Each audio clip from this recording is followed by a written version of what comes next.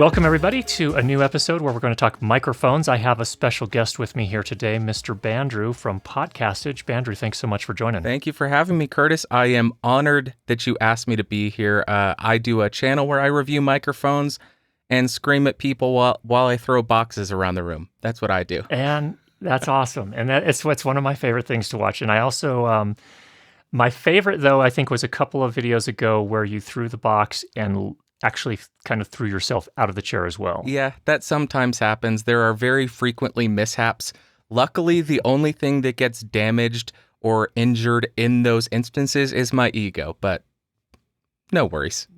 No biggie Yeah, there. exactly. Okay, good. Well, thank you again. So let's go ahead and dive in. We have a topic here that came up, and actually it was Rob K that brought it up. It was a great question, I thought, and that was, Rob follows a couple of channels. He follows your channel, Podcastage, over on YouTube, and I believe he also follows the Bandrew Says podcast. And then also, he also follows Booth Junkie, so Mr. Mike Delgadio, who has the Booth Junkie channel on YouTube, and then he also follows my channel. And one of the questions he asked, which I thought was a very astute and a great question, and that was in regards to a particular microphone. Here, for example, I am using the TechZone Audio Stellar X2 vintage microphone. This is a microphone that you reviewed. Mike reviewed, I believe, not the vintage model, but the other model, the original. And he asked me what my impressions were, and so I actually bought the vintage and the original and kind of worked with them for a couple of weeks now.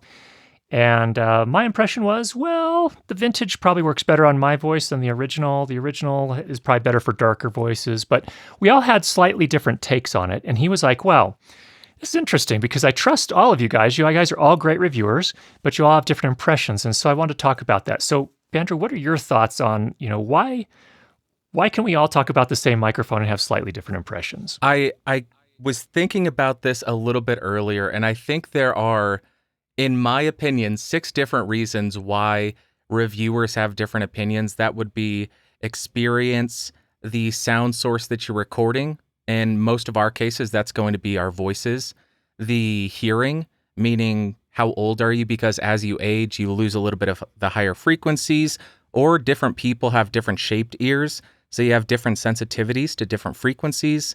The playback system that you're listening to stuff on, that has a huge impact on what you or how you perceive a microphone. The application you're using it for, because that means if you're recording a guitar for a full mix, you're going to want something very differently than if you're recording a solo guitar. Or if you're recording guitar, you're going to want something that sounds very different than you would want if you're recording a narrative book. And then lastly is just preference. That's what each individual reviewer enjoys the most. And as much as we might want to be completely impartial, we all do have preferences. So that comes into play as well. Okay. So I think you just answered the question and we can go home, basically. All right. Thank you for the question. Talk to you next time. But I think there's a lot that we can discuss in each of these to address. I agree. Yeah, I absolutely agree. And I think the first one that you mentioned had to do with was it this? Which one was the first one? Sound source? Experience. So Experience. how long Okay. you have with recording or analyzing microphones or just recording in general, yeah. Okay. So that's an interesting one. Let's talk about that for a bit. So there's this concept that you hear, especially you hear it a lot more in the music mixing world, but you talk about golden ears. It's like some people almost talk about it like it's something you're born with. You're born with these golden ears, and you can hear certain things that other mere mortals cannot hear. What's your take on that? I think, so there may be some truth to the genetics there. You just have the ability to hear frequencies much better, and you don't lose as much of the higher frequencies. But I think a lot of it does come down to ear training. You see the same thing when you're training and learning with music. The first time you hear music, you don't know what makes up every single sound. This is a perfect example of that. I used to listen to music as a kid. I didn't know what a bass guitar was, but then as soon as I started learning the bass guitar, I started to be able to hear that specific line in the music. So I was developing the skills to hear certain frequencies and pick them out. And then as I played more and trained more, I was able to pick out more intricate bass lines and learn them by ear. So I think that is a perfect parallel to listening to microphones and being able to critique certain areas of the frequency response, because you're developing more discerning ears. So I think there's some truth to it, because some people do just have the amazing ability, the gift to be able to hear up to 20 kilohertz until they're 95 years old. I don't know if that's a thing, but maybe. But I think a lot of it does come down to just putting in work and listening a lot. It does, yeah. And I think specific types of things, specific types of listening. I think your example was really good with a bass guitar in music, because you're right. I think a lot of people that don't know the first thing about bass and never played bass, never taken any lessons in bass, for them, they're enjoying the music, and it's almost like something they feel at an intuitive level, but they would have a hard time picking out a bass line and being able to say, hey, whoa, did you notice that funny thing they did in the bass line there?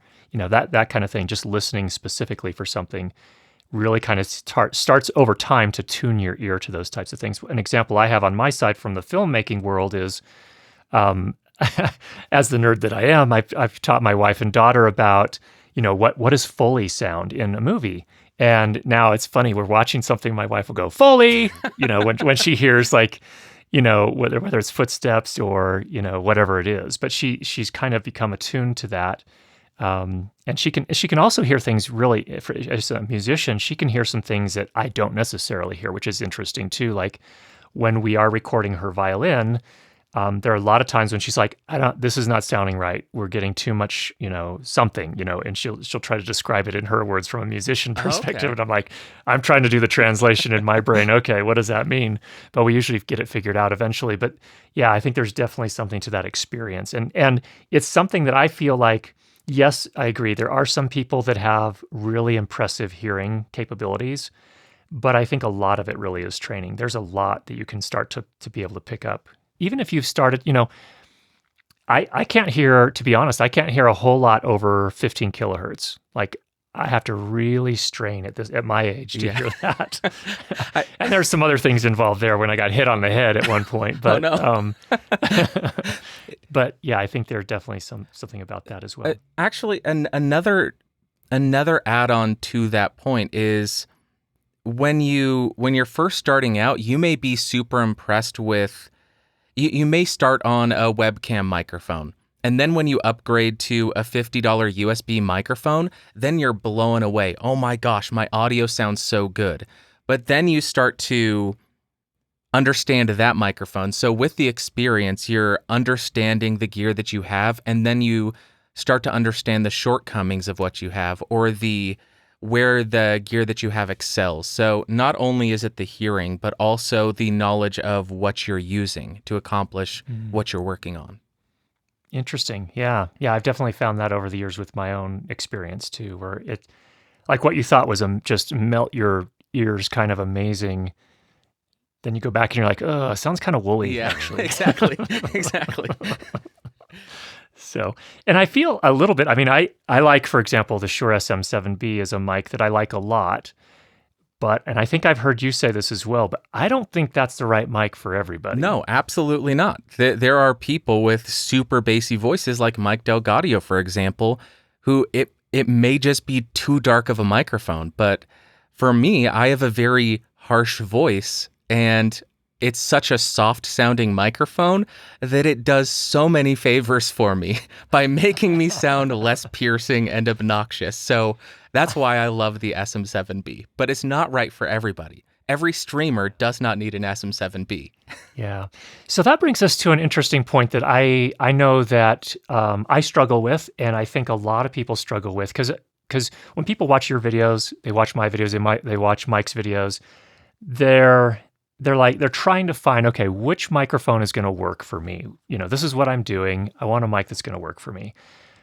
But it's really hard until you have an opportunity to put your voice through a particular mic to know if it's going to work or not. You can talk in general terms. For example, with SM7B, if you've got a really, really kind of a darker voice, not a lot of articulation, and you don't have any, not a lot going on in the sibilance range, that may not be the best mic for you. And so the question is, what do you recommend? If somebody's trying to figure that out, what do you recommend? So that's the hard thing. I think, as you said, the best course of action is to put your voice through the microphones, but unfortunately that isn't really feasible once you get above a $10 microphone, because with $10, yeah, pretty much anybody or the majority of people will be able to afford that and put their voice through it, see if they like it. And if they don't, they can move on. But once you get to $400 or $500 microphones like the SM7B and the RE20, I think the best thing you can do is listen to every single audio sample and review you can find. Do not rely on a single source for that. That is an absolute just route to disappointment. Listen to everybody and hear how they sound through it, and find the people who have similar tonality to their voice, and that will give you a good baseline. It's not going to give you an absolute answer. Nothing on the internet, no reviews, no sound samples will give you the absolute answer, because you have to get it, put your voice through it, or put your guitar through it, put it in whatever session you're working in, whether it be an actual song, whether it be an audiobook, whether it be a podcast or a stream, and then go from there and see what you like or dislike about it, and if you're willing to make compromises or not. Yeah, I think that's great advice, and because that's really, for example, in the music mixing world, a lot of a recommendation that comes up over and over again is, look, you can do these tests of your room, measure your room and see how your monitors are interacting with your room and so on and so forth, and put up bass traps, blah, blah, blah, so on and so forth. But one of the things that people recommend over and over again that seems like really good advice to me is use reference audio. Use a track, play back a track of music or dialogue or whatever it is that you have heard a whole bunch of times. You know generally what it sounds like. You've heard it in your car. You've heard it on different playing systems. You heard it on different sets of headphones. So you really know what to expect to a large extent, and play that back. And I think it's a similar thing with microphones as well. I agree. Never trust a single review. Not because the reviewers are trying to be necessarily trying to be disingenuous or for whatever the case may be. But you need to hear as many voices as you can through that microphone to get a sense for, oh, well, Bandrew has a voice that I've heard a bunch of times, through a whole bunch of different microphones. So I generally know what to expect from his voice. Curtis has a voice with a piercing sibilant sound to it. So if my voice is like that, maybe Curtis's reviews are not a bad place to look. But and then Mike has this, this voice that I think, I don't know if I've ever heard his voice through a microphone that sounded bad, really. Yeah. I mean, it's almost like his voice is just so amazing that it'll sound great through any decent microphone. Exactly, yeah. Mike has that golden voice, but but for myself, and to a lesser extent you with your sibilants, mine is just piercing. I like to think of my videos as a baseline, because I try to keep it as standardized as possible. So if somebody has microphone X, they can listen to my voice through that and the guitar through that and say, okay, I know how his voice sounds like through the microphone that I know and understand. How does that translate to another microphone? So I just view it as a jumping off point to help folks get a baseline understanding of how these microphones perform or how the interfaces perform before they dive deeper and watch 1,000 reviews, because I do recommend that. Not that anyone has any restrictions on time or anything, exactly. But we do know. Good. Okay. So another thing we talked about was playback systems. What you're listening on. If you're listening on your phone, that you might recommend against that. Not because a lot of people don't listen to videos on phone or podcasts on phone. They do. But what would you recommend as far as playback systems? So I think most headphones will be fine, but going back to what you said earlier, I think you need to really understand the playback system you're listening through. So if you have a $10 set of headphones, that's fine. It may not be the most accurate representation of what you're getting, but if you know how familiar songs sound like through that, and you watch a bunch of videos, you understand how things sound like through that, that will allow you to get a general understanding of how a microphone will sound. But if you are just listening through speakers on your phone, they simply don't have the frequency response to recreate all the information that you need to decipher how a certain microphone is sounding. So I think headphones, even cheap headphones, can be really amazing, especially compared to phone speakers. If you have studio monitors, that's even better. Or if you have really high-end headphones that are flatter. But I think just headphones in general is the way to go when you're just starting out listening to microphones, as long as you understand them and get to know them. Okay, good. Now, I found with headphones, and I think that's a great point. I think using the best quality headphones you can is a great place to start, because you're going to hear generally a little more nuance there.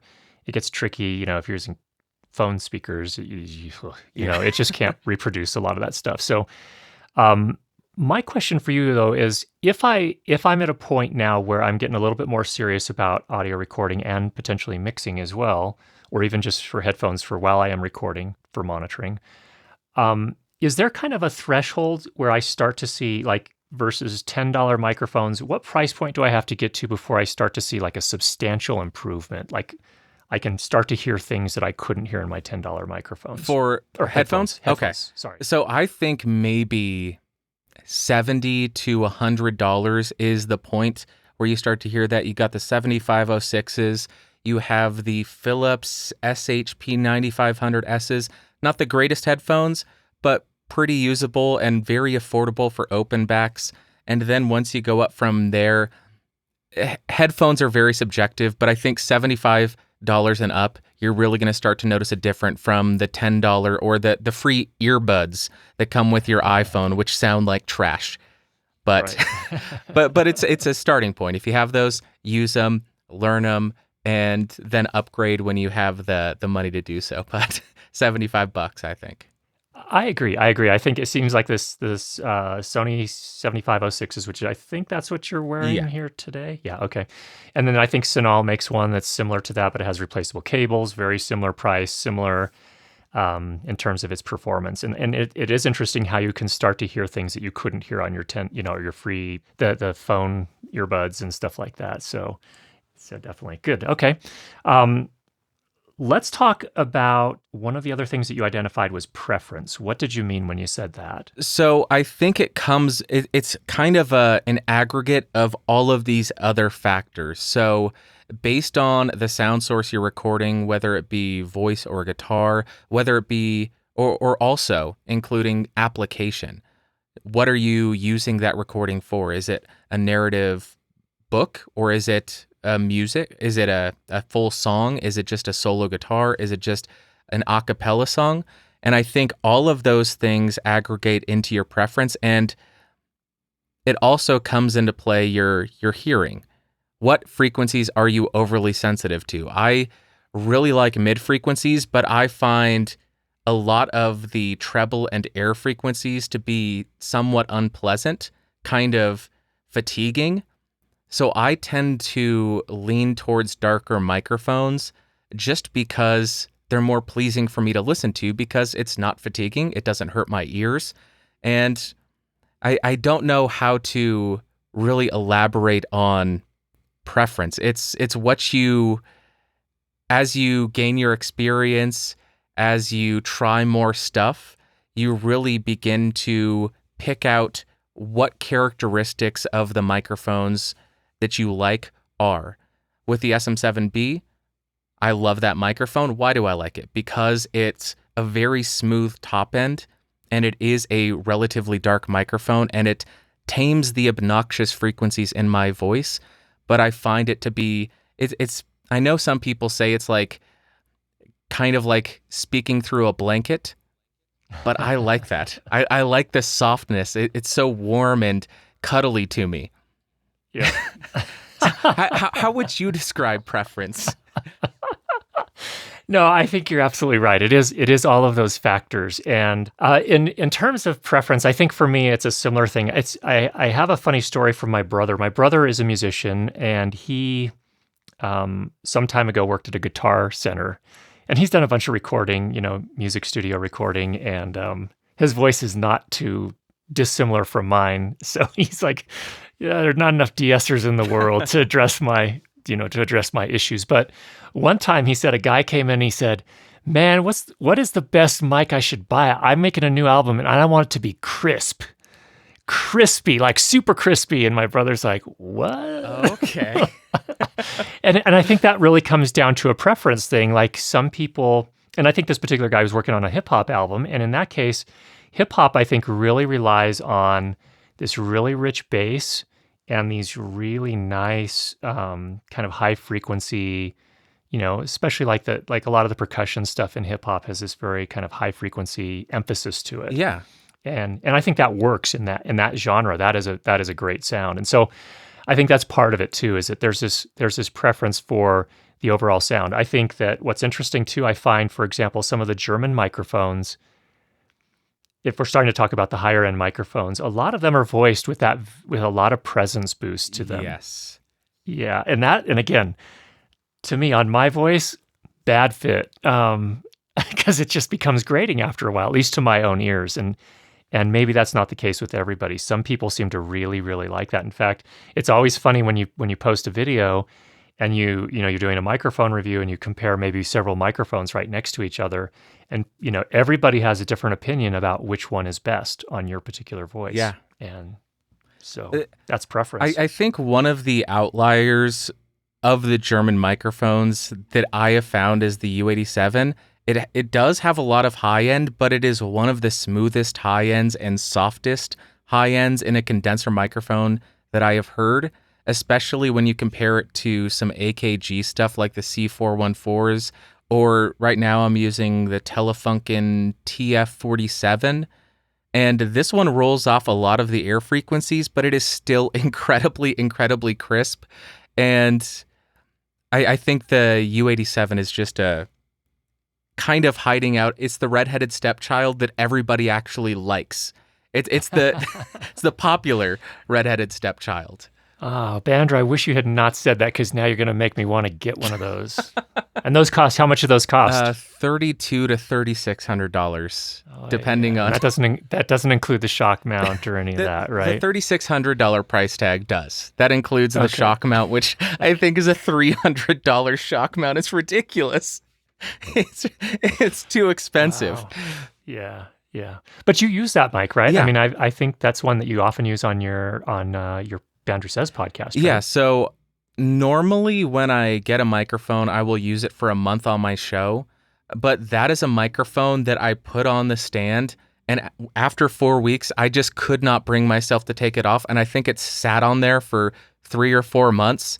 And I finally went back to the SM7B.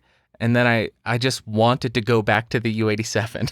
It's one of the 2 instances that has happened. The other time was with the Universal Audio Aero interface. And I went to take it off because I was done testing it. And I said, I can't take this off. It needs to stay there. And now I've just kept buying UA stuff and Neumann stuff now. Yeah. But you're not broke, though. You're not buying any of this on credit, right? Nope. Not a single piece of debt. Good. Thank goodness. Good. Yeah. Good. That's another thing we want to underscore here, is that there is no reason in the world to go into debt for audio recording gear. Well, maybe that's a little extreme, but don't do it. Don't do it unless you, don't do it. Just don't do it. So, especially given how affordable it is now, you can get a $50 microphone, a $60 microphone, the Q2U, the ATR 2100 USB. There are, I can't think of any $50 condenser. The Behringer C1U, I think that's a USB microphone around there. You can buy that, save up for 2 months, buy it, don't go into debt, and you will enjoy it and appreciate it so much more, because you won't be cursing yourself when that credit card bill comes due and you end up paying 20% interest. So please avoid going into debt. It's not worth it. Save up. You'll appreciate it so much more. That's right. And that's coming from a finance guy. Yeah. So take that. And somebody who did not take his own advice when he started. I do as I say, not as I do. Once I got out from that, I'm never going back. It's a dark path and it's not worth it. It's not worth it. Agreed. Definitely agreed.